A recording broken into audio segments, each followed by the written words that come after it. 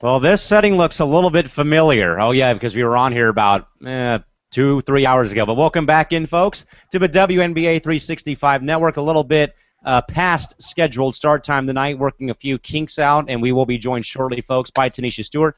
For the meantime, joined tonight in the Hang-Up by the two other people you saw earlier this afternoon during the course of our phenomenally well-done 2-hour draft day special of the WNBA 365 Network draft party, joined alongside fellow Chicago Sky season ticket holder and the writer from today's Fast Break, Eric Nemchak, joining us from Elmhurst, Illinois, and up in Los Angeles. So you also saw on today's earlier stream, Crystal Thomas joining us from Los Angeles, California, and the guy that helped moderate the really big show of Cal McClurg, rejoining you folks here from Studio 171 in San Diego. Everyone, good evening. Fun day, fun show that we had earlier this afternoon. We'll talk more about that as we get throughout the course of our program, but hey, we are just now one step closer to the start of the 2016 WNBA season. Other than that, how's it going tonight, guys? Good to see you. Oh, it is going great tonight. Good, man. So with that, folks, again, like I said, we will be joined momentarily in the hang-up by Tanisha Stewart, our outstanding colleague of Shorty Mamba 24 will join us momentarily. But social media, of course, open for you folks, and I will throw a quick disclaimer and wrench in the plans. We do apologize, actually, more so I apologize for not having the Facebook and Instagram accounts up and running today. That is the sad part when you're up all night working on all the stuff for the draft party that you miss your alarm clock and forget to set everything else up. But we'll have that up for you folks sometime later this evening or tomorrow. But again, on Twitter, at WNBA365, at CalamaC3, or at Pup1010, or at NemChalky, or even at ShortyMama24 with the hashtag WNBA365. As we do, welcome in the other member of our triple threat attack for the night, Tanisha Stewart, joining us up in Los Angeles. Shorty, good evening. Welcome to the program. I know we sadly missed you earlier in the afternoon, but hey, we had a phenomenal, well-run, all-around phenomenal show earlier on. Other than that, how's it going tonight? Good to see you. Hey, I know I missed the WNBA draft party earlier, but I'm ready for the post-show. And quickly, we'll get to the chat box and welcome in one of our good pals, Corey, in the chat box. Corey said, I have a hard time listening to the television and the computer at the same time, so he will watch our draft party tomorrow. No problem, Corey. There's 2 hours of great content with, a lot of the, and like I said, folks, before we do, I do have to get a little bit sappy here as the guy that founded this network 2 years ago. And the response I've already been seeing on social media and even analytically, folks, the previous show already has 180 views in only 2 hours. So thank you to you great WNBA women's basketball fans for supporting the WNBA 365 Network on such a phenomenal night. Again, over 10 people in this hangout, from myself to Crystal to Eric for a little bit from the Sky Draft Party, to Steve Rice, to Anela Khan, who of course was very kind enough to let us stream the event. Steve and Anela. And, of course, as well, a major shout-out to the first 3 players to ever join our network live in the actual hangout. Erica Hamby of the San Antonio Stars, now Dallas Wings player Ruth Hamblin, and former WNBA great Chastity Melvin, also joining us tonight on a very historic night.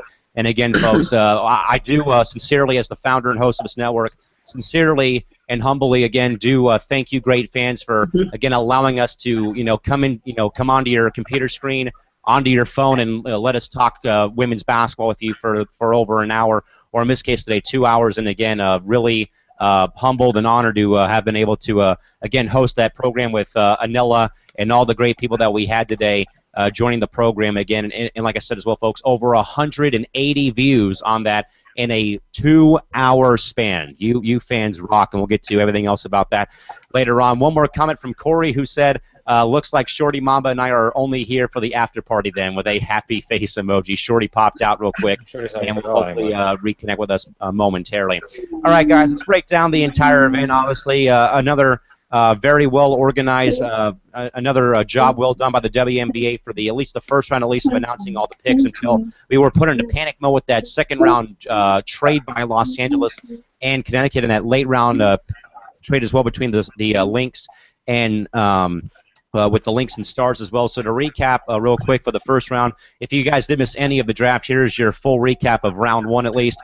obviously the main four going, the elite four going, or the first four gone off the board, of course. Breanna Stewart out of UConn to Seattle, Mariah Jefferson out of UConn to San Antonio, and Morgan Tuck out of UConn to Connecticut at number 3. The first time ever in WNBA draft history. 3 players have gone 1, 2, 3, all from the same university in WNBA draft history. Then Rachel Banham went number 4 overall to Connecticut out of Minnesota. Ariel Powers at 5 from Michigan State to Dallas. Jonquel Jones out of George Washington, the first player from the Bahamas ever drafted out of in the WNBA. 6 to Los Angeles, but dealt in a hefty trade that we'll talk about as well to Connecticut. Kalia Cooper at 7 out of Rutgers to Washington. Courtney Williams at 8 out of South Florida to Phoenix. Tiffany Mitchell at 9 out of South Carolina to Indiana. Amani Boyette fell all the way to 10 out of Texas to Chicago. Bria Holmes at 11 to Atlanta via West Virginia. And Adut Bolak out of Kenya to New York from Florida State. Crystal, starting with you on this, obviously, we kind of knew the first 3 picks would be the 3 standout players, but then a few wild cards in there. You know, Rachel Banham cracks the top 4 and goes to Connecticut. Ariel Powers goes 5 to Dallas. Jonquel Jones to L.A., but dealt to Connecticut in the process. And Tiffany Mitchell falls from 6 to 9 from the mock drafts. Amani Boyette falls all the way to 10 to Chicago. So a lot of, you know, obviously a few givens, but then a few wild cards thrown in there. Crystal, how do you reevaluate and look over the first round of the draft today? Because I think it was, we knew it'd be 1, 2, 3, bang, bang, bang. It'd be, you know, Stewie, Mo Jeff, and Tuck going 3, but then, you know, again, some wild cards in there with Banham going 4. You know, there was talk of her going to Dallas or Los Angeles. Jonquel Jones, not Tiffany Mitchell, drafted to Los Angeles, but again, dealt to Connecticut in a pretty hefty trade. I guess, Crystal, what is your overall recap and thoughts on a pretty insane round 1 of the draft, other than the top 3 picks, probably? Well, you know, you said it. Other than the top 3 picks, I think the biggest surprise of all was definitely Rachel Banham going number 4. I had her possibly, like, I think I had her number 5 or 7. I can't remember exactly which one, but I think that was, I mean, for Connecticut, I think that was a pretty good pickup, but, you know, they have the same issue that LA has with the opposite position. Connecticut is, like, they have a lot of guards there, and I think it's kind of weird they would trade one of their, I would say, future premier guards for a post player, especially when they don't know exactly if Rachel Banham is going to be what she's supposed to be. But I think, honestly, for me, I think the trade was probably the biggest thing of the draft for me, especially all the trades, especially the one involving Gia Perkins to Minnesota and the Jonquel Jones trade. I mean, I think a lot of us Sparks fans for a second were kind of like, you know, what's going on here? But then once we realized that we actually traded for a guard, I think everybody kind of eased back in and got a little bit more comfortable with that. But overall, I mean, this draft was just it was pretty insane. I mean, it was pretty cool. A lot of exciting stuff happens. I'm just ready for the season to start now. Tanisha, you know, we just talked about, you know, kind of how crazy round 1 was outside of the top 3 picks. We knew it would be Stewie, it would be Mo, Jeff, and Tuck going uno, dos, tres to Seattle, San Antonio, and Connecticut, respectively. But then again, wild cards in there. Rachel Banham, 4th to Connecticut, not 5, not 6, as a lot of us had predicted earlier on. Again, Jonquel Jones to L.A., but again, traded to the Sun. Tiffany Mitchell falling to 9 to Indiana. Amani Boyette falling all the way to 10 to Chicago in round 1. Phoenix getting Courtney Williams at number 8 this year. So, Shorty, I guess your overall take on what was a pretty wacky round 1 in spite of the first 3 picks being Stewart, Jefferson, and Tuck. Okay, first of all, I'd like to apologize. I think the ghost of Callan's power outages is hitting my computer for some reason. But I mean, yeah, the first round was pretty interesting, except for the first 3 picks, because I had already predicted that Tuck would go 3rd, you know, along with Stewie and Jefferson as well. I think I had Banham at 4th. I can't recall. I know I had Powers at 5 and then 6. Ding, ding, ding. We all just went off about that pick until we found out the actual reason for it. Then, you know, it made sense, even though I would have overall, you know, still liked to have Tiffany Mitchell. However, that was a steal for Indiana at number 9, picking up her.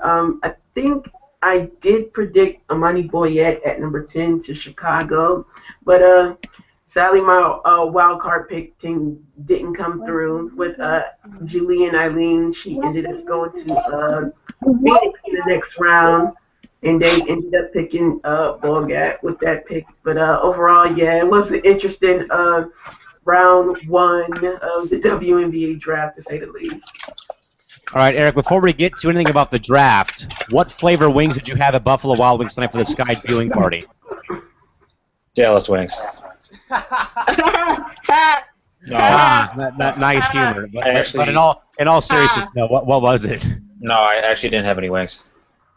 Oh, okay. No, Sorry. forget I even asked, folks. But Eric, obviously, like I said, outside of a top 3, we knew would be Stewart, Jefferson, Tuck, so on and so forth going there. But again, Bantam at 4 going to Connecticut was probably one I didn't see coming for sure. Again, Powers at 5 to Dallas. A lot of people were kind of flip-flopping between Powers and Bantam at the 5 spot. Again, Jones to L.A., but Dell to Connecticut. And then, Chicago, steals Amani Boyette at 10. Falling all the way to 10, and then Tiffany Mitchell, as Shorty said, a steal for Indiana. Eric, I guess just talk about like the utter lunacy other than the first 3 picks for the first round of the draft this year, because obviously a lot went down in that opening round of the draft this year. In my opinion, the craziest thing, Bantam at 4 wasn't really that crazy to me because new Connecticut coach Kurt Miller, he says he wants shooters, and she's a shooter, so that works just fine for them.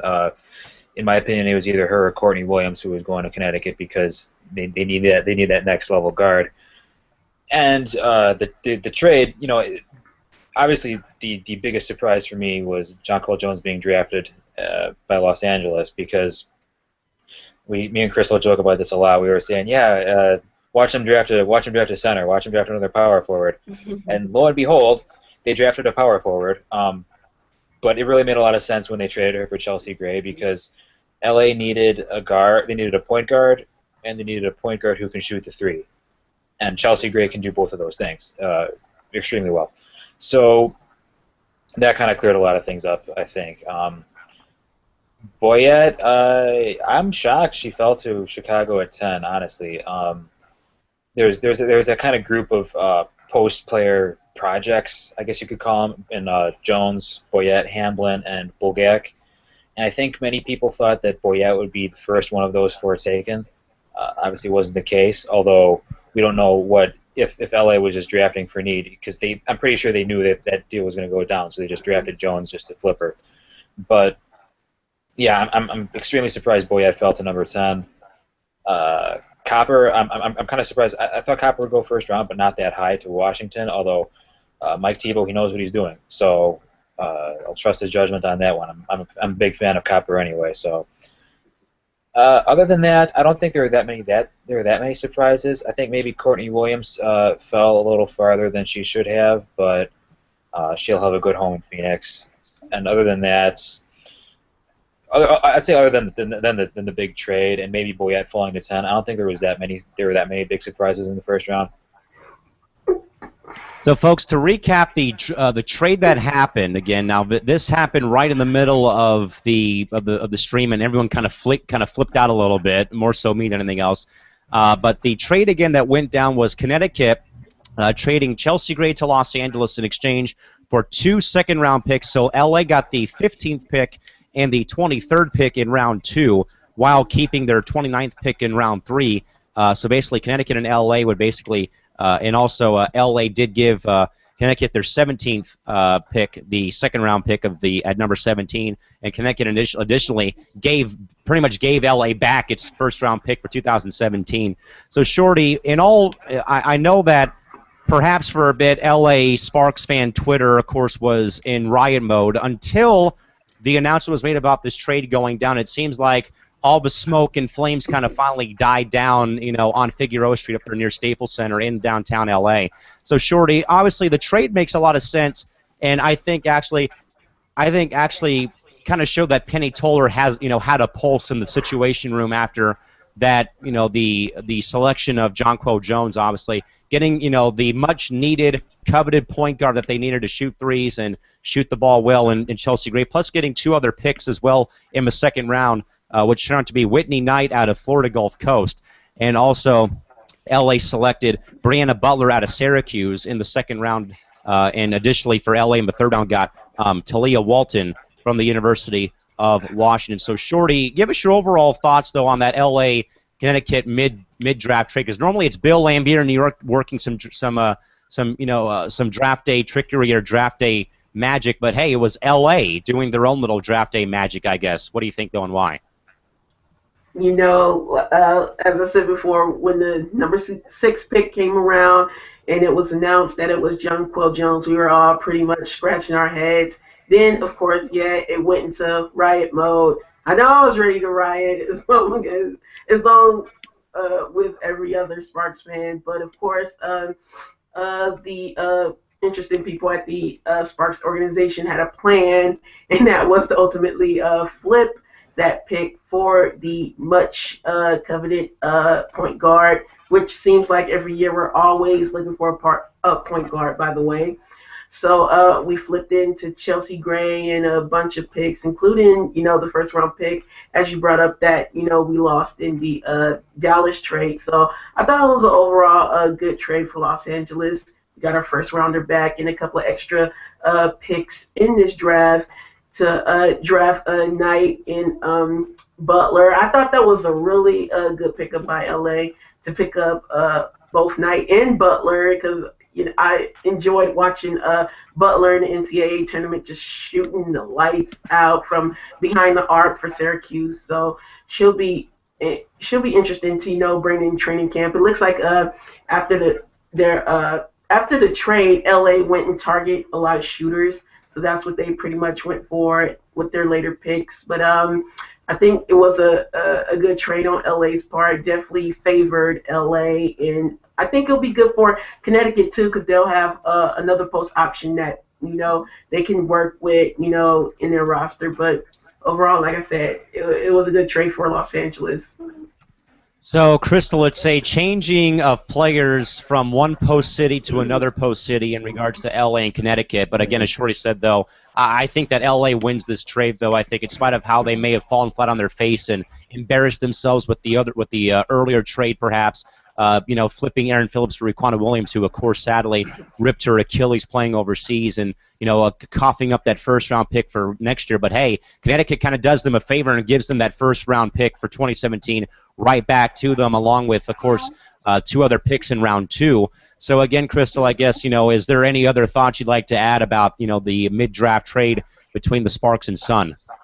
I think it was a good trade. Like Shorty said, I know I, for one, was up in arms about it. I was like, oh, why are they picking another post? I thought she got us again. I thought Penny hit us with the post player curse, and I was gonna be upset. I mean, I couldn't do nothing about it. It's not an organization, but I think ultimately that was a good trade. Now LA has a point guard, a decent young point guard that can build and grow, and hopefully help out this team when it comes to moving the ball. And I think Shorty actually predicted. Me and her were talking. I think she actually said something about Brianna Butler. I actually think she said something about Brianna Butler actually coming to LA. So I think Shorty predicted it. I can't remember when we were talking about that, but I think those are pretty good pickups. And I can't wait. Like I said, I can't wait for the season. I feel a little bit better about Los Angeles' pick now because it made for a good trade. But I just can't wait to see what LA does in the season. By the way, folks, great viewership tonight. We've had 8 people, roughly 8 to 10 people checking us out. Love to see that. Thank you guys again very much, as we said, for making today a really fun day in regards to both of our shows today. A quick tweet from one of our loyal viewers from Philly Kid 215 from @Rambot68. They say LA tonight won the draft. Not only did they pick up 4 3-point shooters, but got their 2017 draft pick back, so great draft for LA. Now, Eric, the last time I brought up anything about Penny Toller, you kind of looked at me like I was an idiot about what I was explaining in regards to her getting Essence Carson to fill the need after that trade that they did give up for Aaron Phillips and stuff. So now it looks like maybe this time Penny Toller redeemed herself in regards to this move made. Again, obviously, like we've already explained, though, and said, again, getting a guard that they really needed, a need that they, have been really thin depth-wise and roster-wise in regards to the point guard position and three-point shooting as well. They've been thin and lacked in the arsenal lately. So I guess, Eric, did LA kind of perhaps finally redeem themselves for that earlier, not so blockbuster-ish trade that they made earlier with Dallas, perhaps, or what do you think? Yeah, I would say they did. Chelsea Gray is going to be huge for them. The pick is going to be huge for them. I can't say much about their other draft picks because I'm not sure if they're going to make the roster or not. You still got, because we still don't know if Anna Dabovic is going to be back. We don't know if Crystal Bradford's going to be back.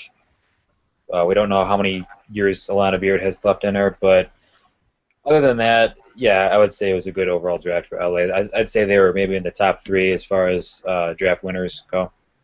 Yeah, I'd say top 3, top 5 for draft winners somewhere. Other notable names, folks, that got drafted in round 2, Shorty, starting with you, was one of our guests actually on the earlier stream today. Raise the Ruth, baby. Ruth Hamblin out of Oregon State going to Dallas at number 18 overall. Of course, Ruth dropped by our program earlier this afternoon from her, I'm going to say her dorm room up at Oregon State with some of her roommates.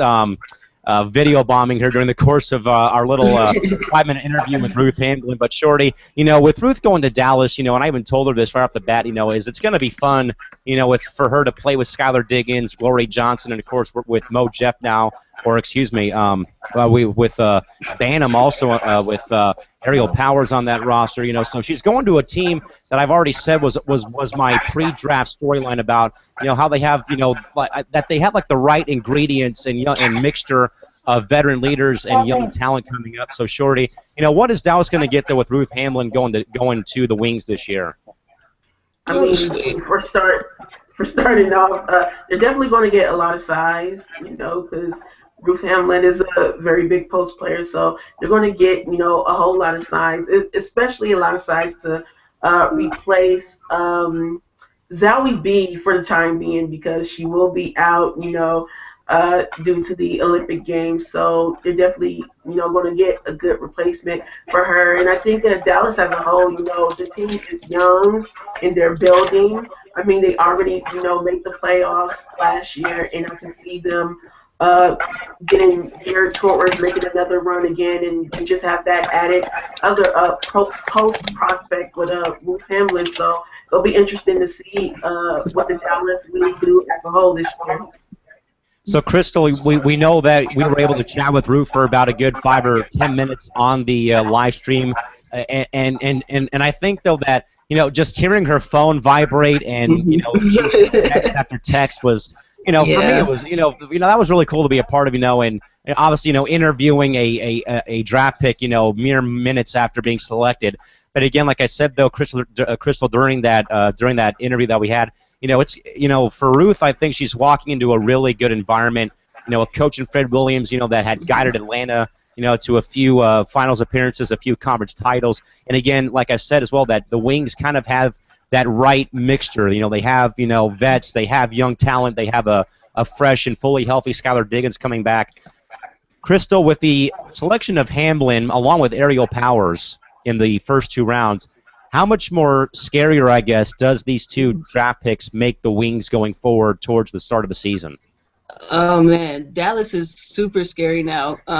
You already have 2 really good point guards. Well, 3 technically, because you have Odyssey Sims, Aaron Phillips, and Skylar Diggins. So they're going to have people to move the ball. They really needed a post presence. They really didn't have much of one. Courtney Paris, I mean, she's not really tall enough to play that center position. So I think they have someone who could really help her, in a time of her getting tired and she was able to rest. And I think Ariel Powers was just a really good pick.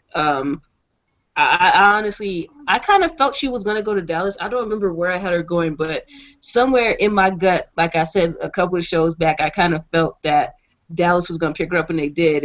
And Ruth Hamblin, I mean, she's just an awesome person. She was just really nice, and I think her going to Dallas, like you said, would be a great fit for her. I think she's going to learn a lot with Fred, and that's going to be a scary team. I'm no longer afraid of Minnesota. I'm starting to be afraid of Dallas now. Like, I'm not even worried about Minnesota anymore. Dallas is going to be the team, you know, uh, in a few years, actually, Dallas is probably going to be the team that the West Coast division, the Western division, is not really going to want to play that much. Yeah, and now I have a new favorite player on the Dallas Wings, and that's Ruth Hamblin, just because she was on our show, and again was one of the first 3 players ever come onto the network this evening. So Eric, like I said, with Hamblin going to Dallas, in your mind, Eric, where does this kind of put the Wings right now, early in your mind, perhaps in regards to, obviously we know that the format's different, but I guess how does this move make help them improve on last season in regards to how they were hot at the start of the season, cooled off because of Skylar's injury, but now that they retooled through the draft so far, and Diggins is going to be back fully healthy, where is the where do you see the growth or improvement in this Dallas team in your mind? Well, I'm not sure if Ruth Hamblin is going to help the team significantly right away, only because she's going to have to make a pretty big transition to the WNBA and guarding the pick and roll instead of just sagging, in the back of the zone there. Because you saw Amanda Zellerby, she had the same problem last season. And if neither of them can do that, then Dallas is going to have a pretty big problem in the front court. Although I'd probably be more optimistic than that. I think one of them is going to pick it up pretty quickly. Ruth Hamblin is a very intelligent player, especially defensively. So I would trust that she'll learn how to play WNBA level defense. I'd say it's more for the future, this trade, because Courtney Paris is obviously she's still going to be taking most of the minutes in the front court there. And of course, Gloria Johnson, Vicky Bau, Lynette Pearson, they have a lot of stuff going on there. So, but yeah, for the future, I think Hamblin, she's going to be a great pick. What she's going to have to do is she's going to have to be able to run the floor consistently, because Dallas is going to look to push the ball on every single possession. And Hamblin, she's used to posting up, catching the lob over the top, and just putting it back up. Not going to be able to do that anymore, really, or not as often. So there are a few adjustments she's going to have to make on both ends of the floor, but I think she's an intelligent enough player and a coachable enough player to be able to do that. And just for the heck of it, Eric, Corey says with a name like Ariel, she belongs on the Wings, is what he's saying. So yeah, we actually had a joke about that at the draft party. Yeah. Whatever it is, it's clever, so I like that as well. Guys, other notable round 2 selection, Jillian Eileen out of Oregon to Phoenix at number 20. So actually, we'll just go to the person that knows her better than any of us in this hangout. Crystal, we know that you kind of freaked out when Jill got her name announced over on ESPN today, and obviously with you knowing her along with Imani Boyette for as long as you have, playing AAU ball together, traveled the road plenty of times up in Los Angeles. Obviously I know how it feels to see one of my friends get drafted back in 2008, but in your case, how rewarding is it for you to see someone as a dear friend to you, also being drafted in the WNBA draft this, just mere hours ago. Oh man! If anybody was watching, I confused. Well, I didn't confuse the pick, but I had people thinking that Jill went to Washington because I was so excited that I saw her name that I kind of just skipped over who Washington picked. But oh man, I honestly got emotional. I was so happy. I was just like, I just was like, oh my god, I can't believe. Like I saw both of them. When it came to regards to Imani and Jill, I saw both of them work so hard to get where they are, and just the work they put in day and day out. It just obviously, it proved to be something. I mean, they got drafted. They're both here, and I was just so happy for them. Like when I saw their names, especially Jill, especially since all she's been through with the injury and a couple of things that happened in her life prior. It was just a really, really, really, really good feeling. I'm so proud of them. I'm so happy for them. And I can't wait for them to have a successful career. And I can't wait for Jill to rehab and, hopefully make that Phoenix roster with all the post talent that they have there. And I just hope she goes somewhere, Jill, it was just so awesome. I don't know if anybody saw me, but I literally, I think I interrupted. Somebody was talking, and I was just like, Jill, I was just so happy. I'm still so happy now. I can't really put it into words. I'm just excited for them, and I wish them the best. It was just one of the greatest moments ever. So Shorty, obviously, as Crystal said, though, obviously Jill's going to have a pretty good war on her hands dealing with a lot of the post talent in Phoenix with the Mercury and also with Sandy Brondello and that coaching staff down there. Obviously, the Mercury gunning for their 4th WNBA championship and their slogan being out for redemption this year in regards to what occurred last season. But with Jill going to Phoenix, Shorty, I think that there is that. It may be tough on paper, but I think that there's going to be, room for her somewhere on that Mercury roster in some very small capacity where it may be, as a backup center, as a backup forward somewhere. There's going to be a spot for her, I think, once she's fully healthy and back to full strength. But Shorty, your overall thoughts though on Phoenix taking Jillian Eileen out of Oregon at number 20 of round 2? I think it was a good pick for them. I was hoping that either Phoenix or New York would be, those two teams that would end up taking a player such as Julian's caliber because, she tore her ACL, before the tournament, and she needed to go to a team that, she didn't, of course, have to contribute because she was hurt. And those were the two teams that, can hold a pick until next year. So I think it was good that she went to Phoenix. Now, however, she did get drafted to Phoenix, but there is that question because they do have, a lot of post players already on the team. They got BG, they got Can Do, they just picked up Misty Izzy. Bass. Yeah, Misty Bass, and also Izzy, who, was in Julian's predicament last year and had to be out for the WNBA summer, so she's back. So there's definitely going to be a lot of competition, at the post. But hopefully, sometime next year, a spot may clear up and she can ultimately make the roster. So, Eric, in back-to-back drafts, we've seen the Mercury take a gamble, we can kind of say, on a player injured, and obviously Isabel Harrison ripped her ACL just like Jill did earlier this year and did not play last season, but the Mercury had patience and did not waive her, cut her, flip her for someone else, but held on to her more than anything else to let them rehab the injury. So I guess, Eric, in your mind, is it kind of a blessing in disguise, though, that Phoenix would take a gamble 2 years in a row on a player that, has been hurt or was hurt during, their last year of college play? I think I said this on the last show that was unfortunately not seen because we had a power outage, but I wouldn't describe it as a gamble really, because when you're in a team in Phoenix's position where you have such a wealth of talent coming back, you can kind of afford to draft a player who you can stash away for later who doesn't have to play immediately. As Shorty said, they have Izzy Harrison coming back, and they didn't need her last year. And just the fact that she comes back this year, just to add to that roster, the same thing's going to happen with Jill. And that's why I really like this move, because she's not going to be expected to, they're not going to be right on her saying, hey, rehab, let's go, hurry up, we need you.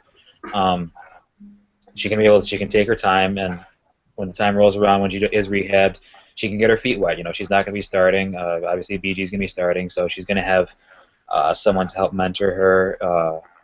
If Misty Bass or Candice Dupree are still around, those are also great locker room players. They're great to have around for a young post player like Jillian Eileen. And like I said, when you have that good of a roster, it doesn't. You can afford to draft a player who won't be contributing immediately, basically. So I really like the move both for Jillian Eileen and for Phoenix. All right, so Shorty, going to the next notable name, Bashara Graves, the only player selected out of Tennessee this year amidst all their controversy and their, probably their season to forget. Bashara going 22nd overall round 2 to Minnesota at the 22nd spot. So Shorty, we kind of know about Cheryl Reeve and the Lynx's draft history of them normally either not, playing those players that get drafted, or they flip them for somebody else to a different team, and they really have what seems like a very, very short leash for young rookies coming into the league. So, Shorty, obviously with Bashara Graves getting drafted to Minnesota and also being the only player out of Tennessee going anywhere, what are your thoughts, though, about Graves going to Minnesota? That is an interesting pick. I hope they at least give her a chance, because you talked about them not really interested in developing rookies that much. And I know that from watching Bashara, all throughout her years at Tennessee, I mean, she at least has a decent, mid-range game. So I hope that they are interested in developing that part of her game, because other than that, Minnesota really are just focused on their veteran talent. So I hope that they at least give her a chance to get out there on the court and show what she could do. I mean, she had a decent career at Tennessee, and she could be very valuable in the WNBA as long as they give her a shot. So again, Crystal, here's another instance here of Minnesota drafting somebody, but it's almost like, it's almost like you want to play a game of where will they be next, basically, because I think we've seen recently how Minnesota has, either not played the rookies or they have dealt them elsewhere. You can think back to last year when they, of course, dealt Rashonda Gray to Atlanta during the Sylvia Fowles trade last year. So it's kind of like, where in time will they be, pretty much is what I would say about this. And again, as Shorty said, though, we know that Cheryl loves to run her veteran horses, out of a stable and let them run free. But it's almost like, how much longer can they let that happen? But I guess, Crystal, what else, or what are your other thoughts, though, about Bashara Graves being drafted to Minnesota at number 22 of round 2? Well, since some of her horses are about to become glue, I actually think that maybe drafting Bashara Graves was a pretty good idea. Hopefully she actually uses Bashara Graves, and hopefully she actually gets to develop her a little bit. Because, like we've said before, Cheryl Reeves has a thing when it comes to young players. She doesn't really play them that much, but because Simone's almost on her way out, Lindsay Whalen, if she could stay healthy, she'll be decent, but I think eventually she's on her way out too. I think Bashara Graves will actually, develop. I think she'll help them out a lot. Hopefully they keep her. I think they will. I think she will make it in training camp. I don't see why she wouldn't. But if she develops the talent like I'm hoping she will, then I think Bashara Graves would be a really good pick for them in the future. So, Eric, Corey brings up a point real quick as we go to you. He said the Lynx' only backup post is Natasha Howard, who isn't exactly proven yet, so Graves should make the team. But then again, Eric, it's Minnesota. It's a whole different philosophy and different coaching scheme in regards to who plays and who doesn't play. But I guess, Eric, is there any thoughts from you about Bashara Graves going 22nd of round 2 to Minnesota? Yeah, I think she's great value at that pick, especially to Minnesota, because they kind of needed a Devereaux Peters replacement after she was traded to Indiana, because really their only backup post player was Natasha Howard. And how do I want to put this? Bashara Graves, she's a much better replacement for Peters than Howard is, because she's a defensive-minded player. She's a great rebounder. She can run the floor. And I think she's going to translate very well to the WNBA because she moves laterally very well. So she'll be able to defend the pick and roll much easier than most rookies, I would say. She's probably not going to get that many minutes, obviously, because we saw what happened in Minnesota last season after the Sylvia Fowles trade. They had kind of a carousel of 4s and 5s going around there with Asia Jones and Damaris Dantas. And then after Sylvia Fowles got there, no one really played besides Syl. And we're also going to be seeing more Maya at the 4, so that might not be good for Graves in her playing time. But if they do decide to go super small, then Graves might be able to play a little bit of 5, and it could push the tempo a lot. I think that's something I'd really like to see out of them. Other than that, though, she's going on a team that has superb execution in the half court, which coming out of Tennessee, she's going to need. So, no offense to Shorty or anything, but she's going to need to develop a little bit of that discipline. But I think she can do that. Yeah, and I think that she's got the right head coach that'll whip her into shape with her attitude, perhaps, as Eric was probably getting at. Cheryl Reeve, as we know, one of the I'd probably say probably a coach I'd be a little bit intimidated to play for, probably with how she can get. But hey, she's a winner. Done it the right way in her WNBA career. Shorty, revisiting the LA Sparks again, that mid-draft trade, of course, when LA landed Brianna Butler from Connecticut at 23 from Syracuse. Shorty, as we said, though, I think that Eric's right, though, that LA finished either top 3 in winning the draft today with this move. I think was really the turning point for LA possibly getting back on track for next season in regards to how they were able to work this move out and get Chelsea Gray, but also they got 3 other really quality shooters that they have lacked and they've needed depth for. But Shorty, in regards to Brianna Butler again, who was one of the main puzzle pieces that led the Orange to the national title game, just a couple weeks ago. Shorty, I guess, your thoughts though again about seeing Butler coming to LA, and also, how much that mid-draft trade really helped the Sparks get back on track, perhaps. Starting with the pick in itself, I mean, I actually did like Brianna Butler at number 23. Like I said, LA, decided to go with shooters for their remaining picks, and talk about being a shooter. Not only a shooter, but a 3-point specialist. I mean, that girl hit some amazing shots during the NCAA tournament with Syracuse. So it was definitely smart on LA's part, because LA was, I'd say, near the bottom in 3-point shooting, because they didn't really have much of any shooters besides KT, and Parker can hit whenever she feels like it, and then you had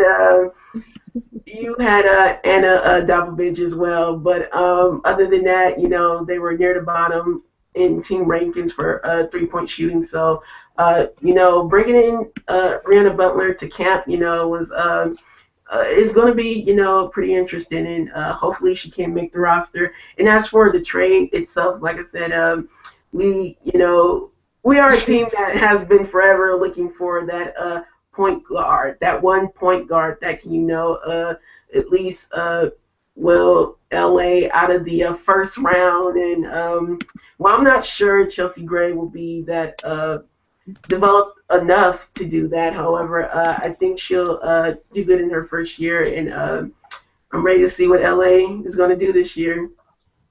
So again, Crystal, Brianna Butler taken 23rd overall in round 2 by the Sparks from Connecticut, again in that mid-draft circus type of trade that went down and had us all going crazy in the draft day stream. But again, Crystal, obviously, as much as we've talked about LA lacking in the shooting department in the past couple of years, obviously it's not going to happen overnight or like this. But how much though will Brianna Butler help help LA shooting the 3-point ball in your mind? I don't know if I don't know if she'll be a turning point, like I said earlier, but I do think she can help if she makes the team. She will help with LA's outside scoring, because like Shorty said, Candace Parker is not really an option that you want to be shooting out there. I mean, honestly, I'm a huge Candace Parker fan, but I would let her shoot that 3-ball all day, because 9 times out of 10, it's probably not going to follow up and hit. But if she can make the roster, I think that will help the outside scoring a lot. That's something that LA really lacked last year, because Chrissy Tolliver missed, I believe it was like 8 games last year, about 8 or 9 games. And for those 8 or 9 games, LA just couldn't score from the outside. So I think if she does make the roster, I think that will open up the 3-point shot a little bit.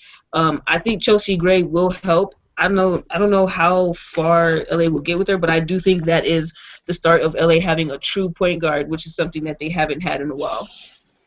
And Eric, like I said, it's not going to happen overnight or happen like this, with all these rookies making immediate impacts. But in the Sparks case, a rookie could probably help out in some capacity. And again, as we said, LA's been so thin, so terrible lately with, either 3-point shooting or just, shooting in general 9 times out of 10.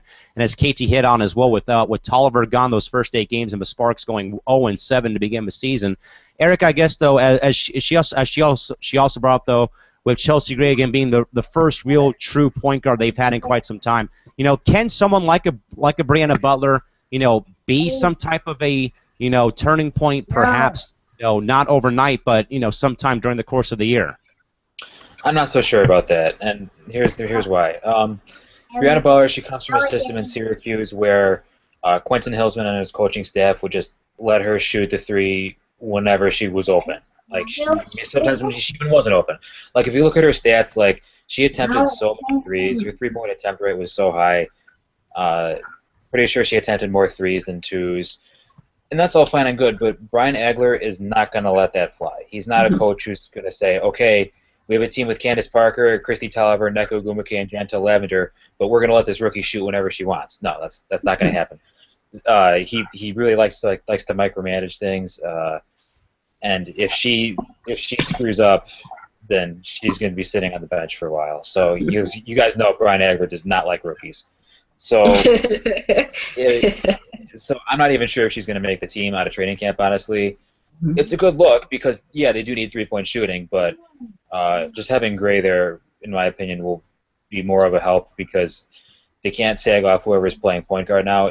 So you're going to have two shooters on the floor most of the game anyway, which is more than they could say for last season.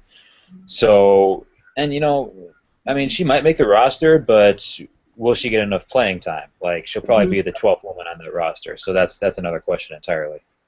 Yeah, a lot of questions with that, guys. We'll go to some of the notable names from round 3 before we wrap up for the evening here in a couple of minutes. But notably, Brittany Martin out of Oklahoma State, 25th overall to San Antonio. Also notably, Nia Johnson at 28 from Baylor to Atlanta.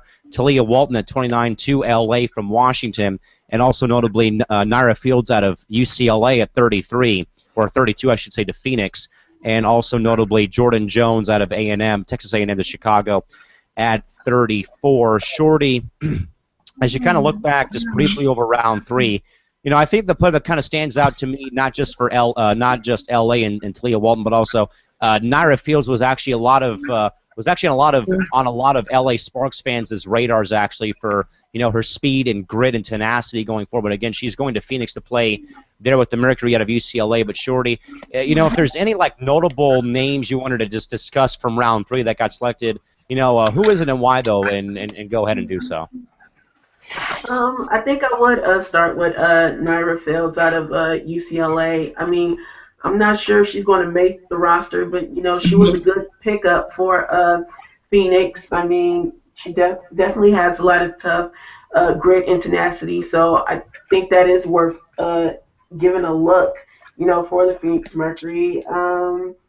Nia Johnson for the Dream. I mean, they're definitely, let's just say they may not be happy with their PG guard situation. So they went with a lot of, guards in this draft because what they have now and what they, re-signed is questionable to say the least. So Nia Johnson is worth a look. Walton for LA as well, interested enough.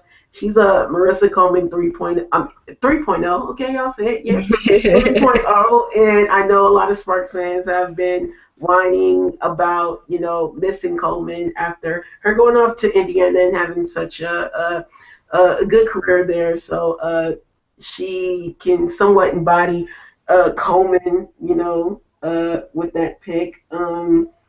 Let's see, looking over, and I'll say the last pick, Shakobia Barbie. She's an interesting pick for the New York Liberty as well. And I know they have, or at least they have the injury to Epiphany Prince. Yeah, they have an injury with her, so she is worth the look and giving her a shot. But that's my wrap up for round 3. So, Crystal, again, only a few notable names that we know pretty well that going in round 3, but I guess, Crystal, if there's any thoughts you want to pass along from round 3, you can go ahead and do so at this time. I mean, Shorty pretty much hit the nail on the head, but I would have to say Naira Fields and Nia Johnson. I mean, I didn't think, if you would have told me they were going to fall to the 3rd round, I probably would have looked at you in disbelief. I'm kind of shocked that they went as low as they did. I think it's going to be hard for Naira Fields to make that roster, especially if Phoenix have such a talented team, such a talented guard core, especially with Dan Taurasi coming back and Penny coming back. So that wouldn't kind of put her in a tough spot because she's actually really skilled and really quick. And hopefully she finds a home in the league somewhere. Phoenix may not be the proper home for her, but I would say that her and Nia Johnson might be the two biggest, WTFs when it comes to how they dropped that far. And real quick, guys, I have a great tweet from new Dallas Wings player Ruth Hamblin on Twitter. She says, explaining to people that I'm from Houston but not from Texas might get confusing, though. Ha, ha, ha. Hashtag Houston, BC, and hashtag It's in Canada with the upside-down smiley face emoji and the Canadian national flag emoji as Ruth, again, from Houston, British Columbia, not Houston, Texas. So we're going to have to get that right sometime soon. But Eric, I guess, is there anything notable that you want to just add a few pointers on from round 3 at all at this time, or what is it? Yeah, I've got a few points here. First of all, Brittany Martin out of Oklahoma State was an absolute steal for San Antonio, in my opinion, because this is a player who's just so darn efficient without even like really shooting the three ball at all.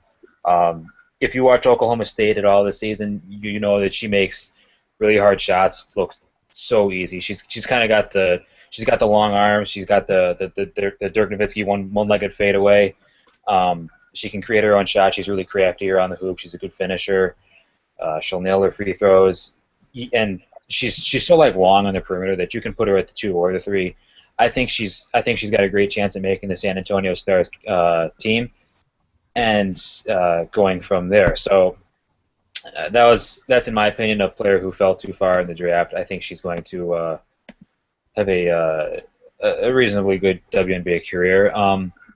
You guys talk about Nia Johnson falling to the 3rd round. Yeah, that's it's surprising, but it's not. Like, I thought she'd go in the 1st round, but after I thought about it, I'm not really that surprised that she fell because she doesn't look to score. Like, she doesn't shoot. And in this day and age, you can't have a player on the floor who just commands no attention from defense at all. True, Atlanta does need a point guard, and she may very well make the roster because they have such a weird situation going on over there at their guard position. But yeah, Nia Johnson, not so sure, not so sold on her. You guys talk about Naira Fields. That's a tough break for her because she kind of reminds me of one of those players who she's a great college player, she's a great collegiate player, had a great career, but she doesn't really excel at any one thing. And in the WNBA, you have to have one specific skill really honed. Like, she's a terrific athlete, I'll give her that. But the WNBA is full of terrific athletes, and I'm not really sure if she really set herself apart from the competition in the Pac-12 this season. I watch her and she'd have some great games, but other games she'd just be like, where is she? Obviously, having playing aside Jordan Canada wasn't really helping her stand out. But for a player like Naira Fields, I agree. I don't think she's going to make Phoenix, but I think she will be one of those players who continues to get camp invites along the way because she is so athletic and she's a pretty talented player. And you guys are talking about Chicobia Barbie. This is my last point, I promise. Chicobia Barbie, I really, really like her. I was kind of hoping the Sky would spend their 3rd rounder pick on her before she blew out her foot.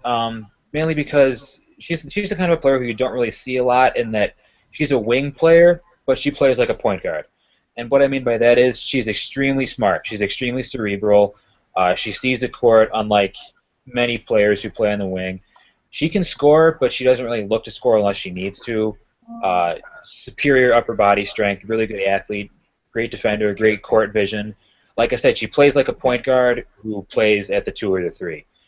And just her basketball IQ and her court vision, I think, is going to make some team very happy. Because she could be kind of like a point forward, if you will, allowing some versatile teams to do some versatile things. And again, with New York, they had a really good record last year, so they could afford to kind of stash a player who wouldn't be contributing immediately.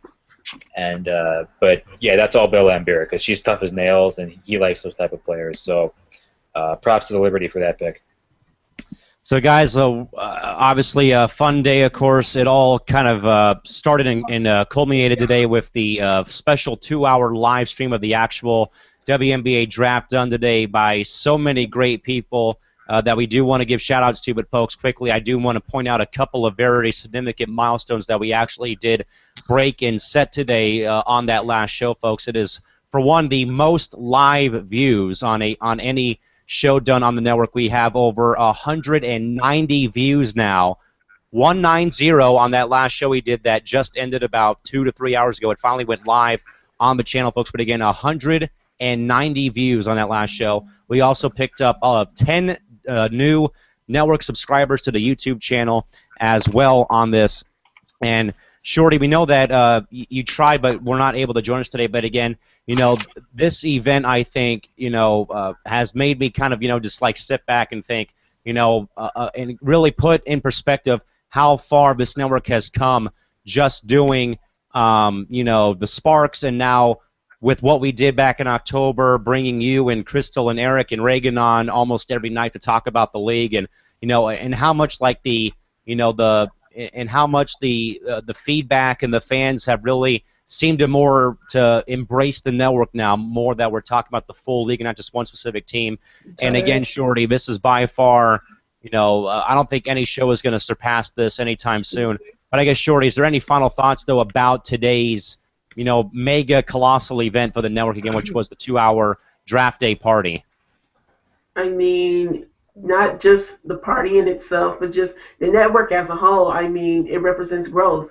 I mean, it started with the rebranding of the network, and then being extended to, social networks, other social networks, Tumblr, Facebook, the IG, and then, having this, kind of party that, of course, I couldn't join today, but, overall, you had a lot of guests, from players and people and sports writers of the WNBA as well. So just a combination of all of that together, I mean, is definitely, big, and it's great for the network, and hopefully we can continue to expand and grow and have another stream where it gets more, more views, 200 views, 300, up to 1,000. I know that's a stretch, but if we can start here with 190 with the draft party today, then who knows what we could expand on in the future. So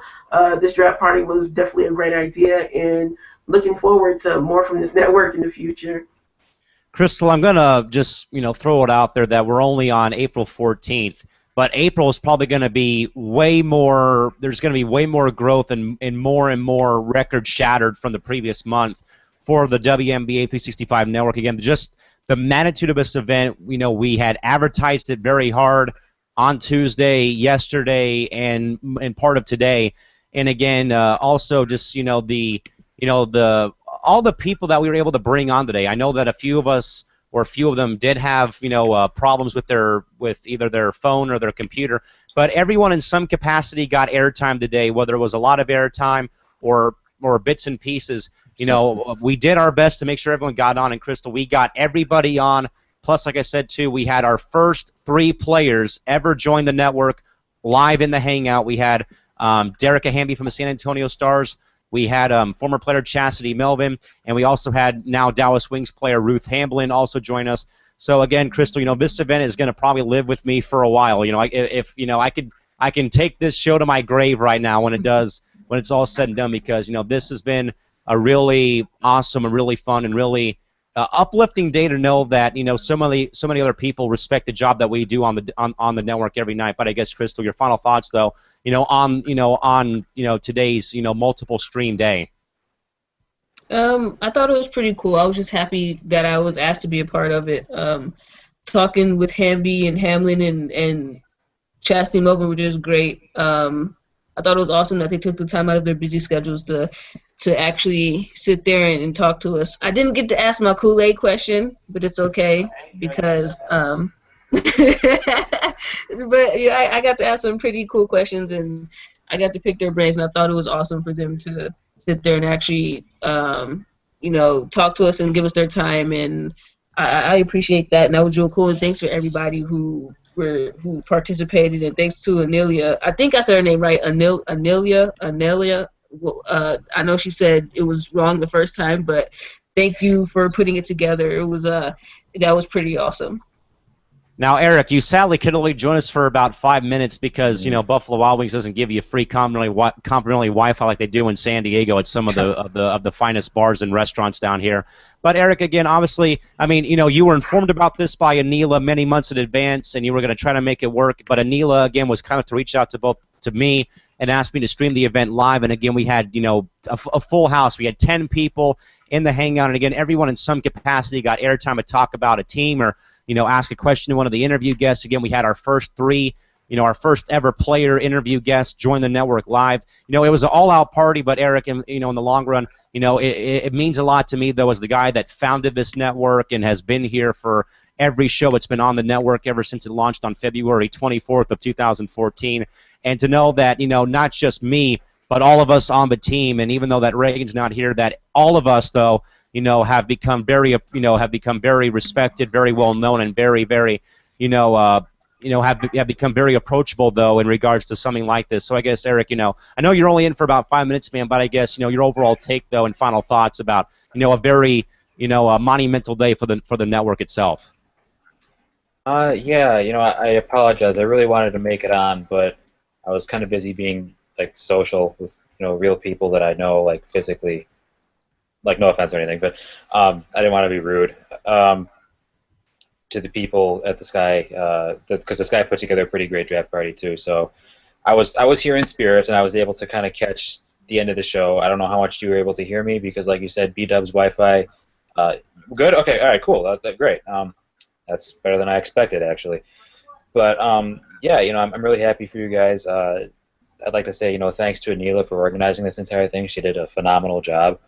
And if by any chance Dearica or Ruth or Chastity are watching this, thank you guys so much for coming on. It really made everyone's nights.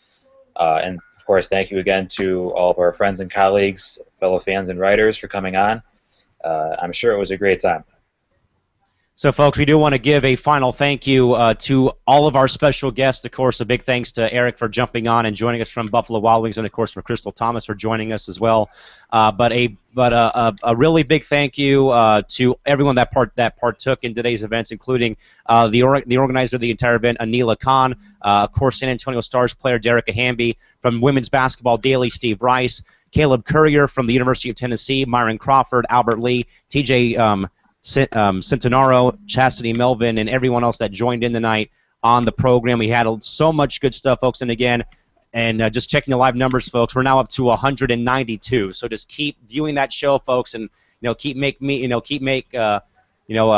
watching that show or viewing it, and just keep me happy, because that's again I think that number kind of speaks for itself, as much as the Sparks petition that we started back in 2014 of 1,171 also, I think, speaks volumes too about how much that we all have done our part to be a part of the women's basketball community. And one quick one final comment from our good pal folks from Corey, who said congratulations on the show, guys, and thank you for all the hard work you put into these shows every night. Corey, thank you very much for being one of our loyal viewers almost every night and always giving us something to laugh about in the chat box, or always giving us your thoughts, though, on your hometown links or what have you. But again, once more, folks, again, a big thank you to everyone that was a part of today's festivities. And again, a big thank you as well, though, to all of you great WNBA women's basketball, and also you great network fans out there, for again allowing us to come onto your computer screen, onto your phone, or in some cases, like my mom did tonight, folks, watch us on your big screen television. Like my mom watched our whole draft show from my iPad on the television today, so she was watching that as well. But in some cases, you don't know where people may watch or who will watch you. But again, a real honor, privilege, blessing to be a part of today's program. And again, we thank you, folks, all you fans again out there, for also joining us and for joining us every night we come on here. And again, we may not. We may play hurt. We may not be here every night. We do have to take some time off every now and then to accommodate work schedules or whatnot. But we do thank you, though, for always coming on and making our night a little bit more enjoyable with your social interaction, your chat box comments, and for always coming on and viewing us. It does make our night that much more sweeter. And also one final thank you as well, again, once more to Derica Hamby, Ruth Hamblin, and Chastity Melvin for joining us tonight on what was by far the most rewarding day in the entire tier history of the WNBA 365 network. With that, though, folks, we'll sound the final horn here. We'll come back and see you folks back here on Monday night. We'll be off tomorrow, of course, with me doing a couple of sporting events tomorrow for baseball and hockey. But until Monday night, folks, for Eric Nimchok in Elmhurst, Illinois, for the rest of the crew up in Los Angeles, for Crystal Thomas and Teresa Stewart, this is Cal McClurg signing off from Studio 171 in San Diego. And again, ladies and gentlemen, I'll say it one more time, but thank you so very much for making today a very memorable day in the brief two-year history of the WNBA 365 network. Again, with probably, the most humbling and most